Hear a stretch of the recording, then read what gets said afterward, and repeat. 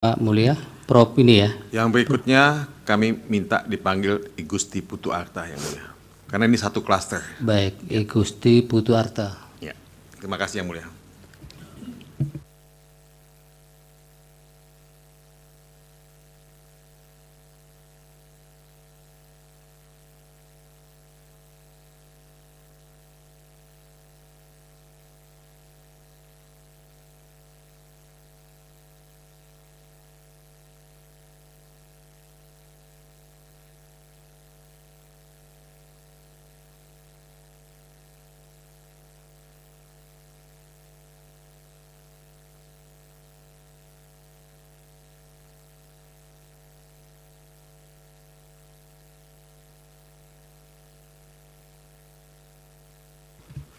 Silakan Pak, langsung ke podium, mendekat ke prinsipal, kuasa hukum. Waktunya 20 menit, sudah termasuk dengan tanya jawab nanti.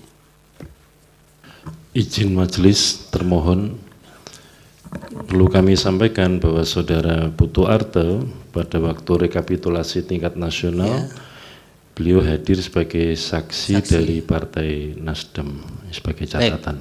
Dicatat ya Pak ya. Boleh saya jawab majelis? Langsung memberi keterangan. Sudah dicatat oleh Mahkamah. Sudah dicatat oleh Mahkamah keberatan atau Saya sudah mengundurkan Yang diri dari bersangkutan tanggal sudah 20. mengundurkan diri Iya. ke Tanggal Partai 20. Nasdem yang mulia. Dan ini dokumen tanda terima pengunduran diri tanggal 20 dari Partai Nasdem. Jadi sejak tanggal 20 kok Saya kucel itu suratnya? kenapa? Nah, ini tanda terima surat. Jadi Baik, kan ya nanti di copy biar diserahkan ke Mahkamah. saya serahkan. Kami akan serahkan ya. suratnya yang mulia. Baik, silakan. Terima kasih atas waktunya Mahkamah. Om Swastiastu. Assalamualaikum warahmatullahi wabarakatuh. Salam sejahtera bagi kita semua.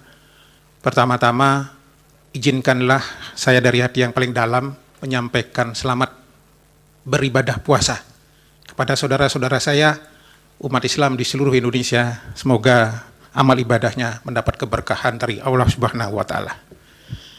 Yang kedua, saya ingin membatasi pembicaraan saya pada hari ini, paparan saya pada hari ini pada proses pencalonan presiden dan wakil presiden pada pemilu tahun 2024.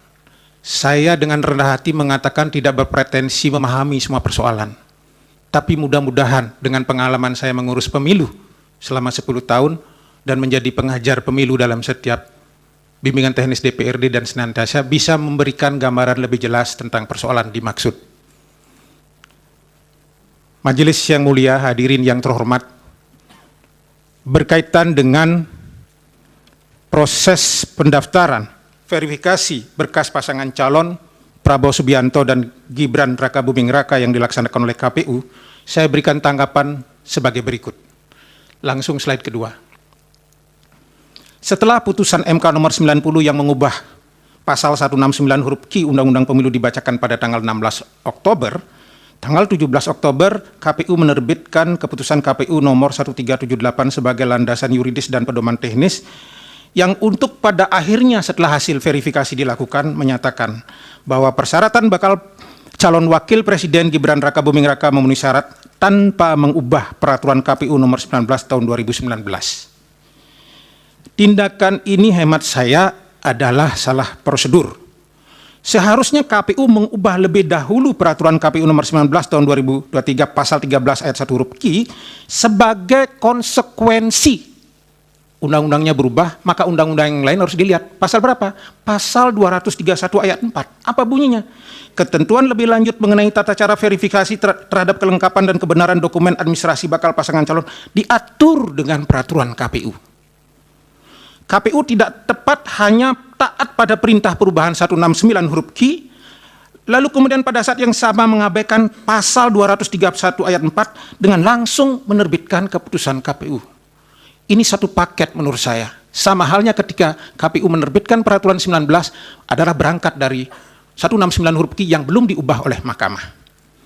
Selain melanggar pasal 231 ayat 4 Undang-Undang Pemilu, penerbitan keputusan KPU 1378 itu juga melanggar peraturan KPU nomor 1 tahun 2022 tentang tata cara pembentukan peraturan dan keputusan di lingkungan Komisi Pemilihan Umum, pasal 30 ayat 2 yang menjelaskan bahwa dalam pengajuan rancangan keputusan KPU, Biro Penyusun melakukan penyelarasan terhadap peraturan KPU. Faktanya, materi keputusan KPU 1378 soal syarat umur tidak selaras dengan peraturan KPU nomor 19 tahun 2023. Yang kemudian konsideran menimbangnya di keputusan itu nyantel ke peraturan nomor 19 padahal isinya berbeda. 2. KPU telah melakukan pelanggaran prosedur dalam penerbitan dan penyerahan berita acara penerimaan pendaftaran bakal pasangan calon presiden dan wakil presiden Prabowo Gibran yang diterbitkan tanggal 27 Oktober. Seharusnya diterbitkan pada hari dan setelah selesai pendaftaran, yaitu tanggal 25 Oktober. Penerbitan berita acara pendaftaran yang dilakukan pada hari yang berbeda adalah pelanggaran terhadap keputusan KPU nomor 1378 bab 4 huruf D angka 2 yang berbunyi, dalam dokumen persyaratan pencalonan dinyatakan lengkap dan memenuhi persyaratan pencalonan serta dokumen persyaratan bakal pasangan calon dinyatakan lengkap, KPU memberikan lampiran 1 Romawi tanda penerimaan dalam kurung model penerimaan titik pendaftaran titik PPWP tanda hubung KPU kepada bakal pasangan calon.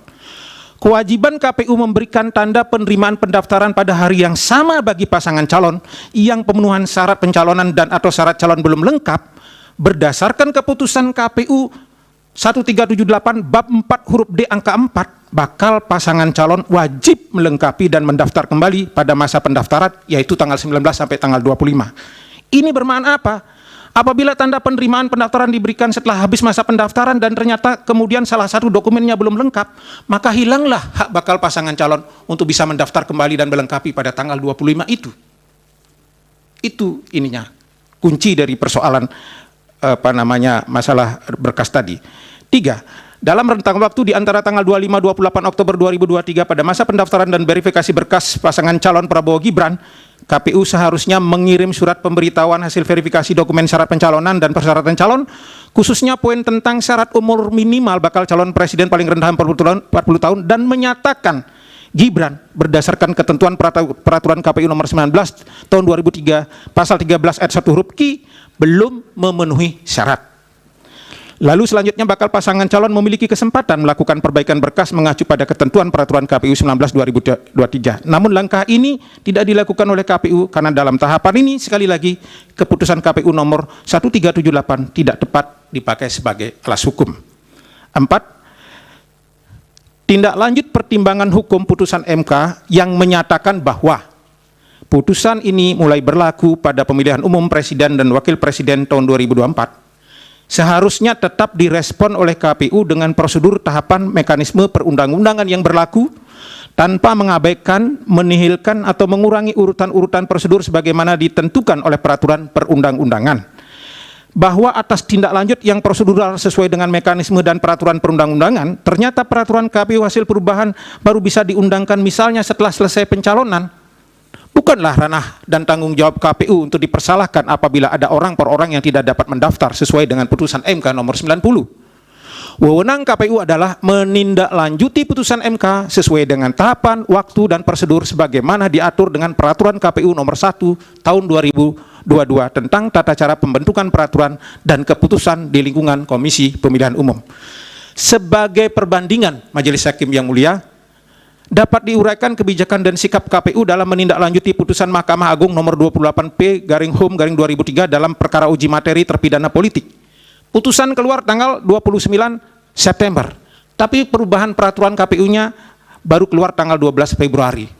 Sangat jauh dan proses pencalonan sudah selesai, pencalonan anggota DPR.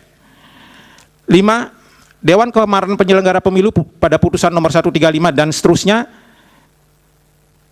menyatakan bahwa KPU terbukti melanggar kode etik, pasalnya tidak saya sebutkan lagi. Pemicu pelanggaran etik itu adalah prosedur yang dilakukan dalam proses pendaftaran, verifikasi, dan penetapan pasangan calon Gibran yang tidak berkepastian hukum, tidak profesional, dan melanggar prosedur yang ditetapkan dalam peraturan perundang-undangan.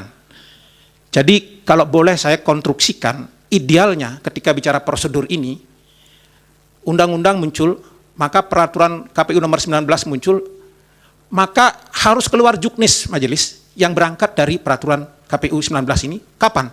Karena pendaftaran tanggal 16, pengumuman pendaftaran tanggal 16, paling manis 1 minggu sebelumnya, agar bisa disosialisasikan dengan stakeholder. Ini kerangka hukumnya. Nah kemudian begitu ada putusan MK nomor 90 tanggal berapa? Tanggal 17, KPU sudah benar menindaklanjuti. Kemudian ada rapat-rapat perancangan keputusan, kemudian konsultasi, kemudian harmonisasi, kemudian minta legalisasi Kementerian Hukum dan sudah benar. Sampai kemudian keluarlah peraturan KPU pada tanggal 3. Namun yang tidak match-nya itu adalah kok tiba-tiba nyelonong SK KPU 1378 ini, cantelannya ke 19. Ini yang nggak match itu. Jadi maksud saya kalau coba bercanda sedikit, ini kan sebetulnya anak tiri yang coba dikawinkan ke peraturan 19 sebagai ibu kandung gitu. Padahal ibu kandungnya 1378 ini ada di tanggal 3 November. 3 November. Jadi setelah tanggal 3 November begitu peraturan KPU 23 itu keluar, barulah keluar keputusan KPU yang 1378 itu karena turunan dari perubahan putusan MK. Artinya apa? Untuk pengantar sudah cukup, Pak. Ya. Pendalaman tanya jawab dari pihak-pihak. 1 menit saja. Silakan. 1 menit ya. Ya.